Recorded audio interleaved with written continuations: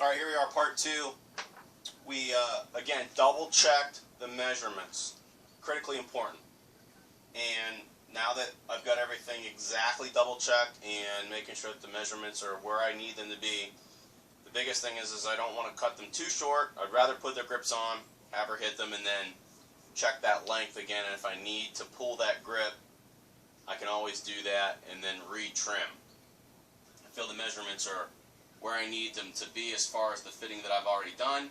But again, I'd rather have them a little long than too short to start, because otherwise then I have to start using extensions or I have to start reshafting golf clubs, and that's what I really don't want to do right out of the gate. Okay, we've got the pitching wedge. We've got the sand wedge. We're going to start with that. You can see when I double checked, I also marked my trimming area with a piece of masking tape so that I have everything lined up in the increments that I want them to. And again, that verified where I had it marked on the golf shaft, so I like to use the masking tape as a secondary solution to making sure that everything's done correctly. Alright, we're going to use our goggles, and then we're going to go ahead and make the cut. Now I have a cutting wheel.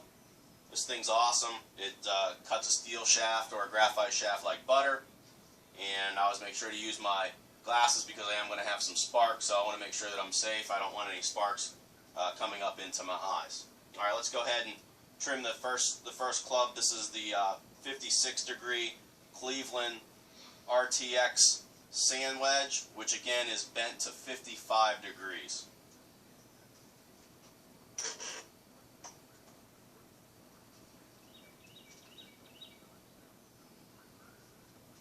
Before we start the cutter, I want to make sure that the club is in place. I've got it held in place, and once it's held in place, I'm going to double check, make sure my wheel is at the area where I want to cut.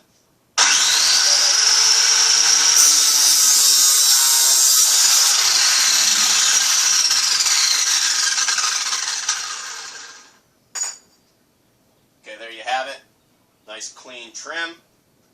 Here's the other end of the steel shaft. That's obviously, I'm going to throw that away. We've got the area where the masking tape was, and all we're going to do is clean that up, make sure that there's no sharp edges here. We're going to use the small sander to do that. It's just going to take away any of the sharp edges before we go ahead and tape it before we put the new Golf Pride Tour Velvet grips on there.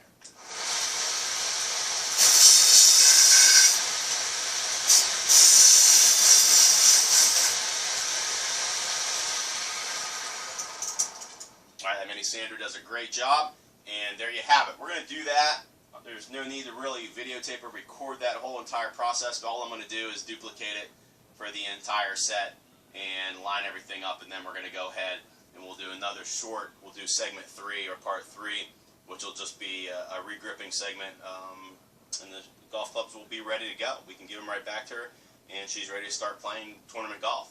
It's a beautiful thing. The juniors are a big part of my teaching industry. I teach over here at Wobble Green Golf Club in Raleigh, North Carolina, and it's so exciting to see the new kids, the juniors, and the kids start to play tournament golf and competing, especially watching such a great event like the Masters today. And it just gets my juices flowing, and it starts off the season just in the right way. Thanks again for watching, and stay tuned for part 3, and we're going to get these golf clubs regripped for her, and she's going to be extremely excited on our lesson on Wednesday.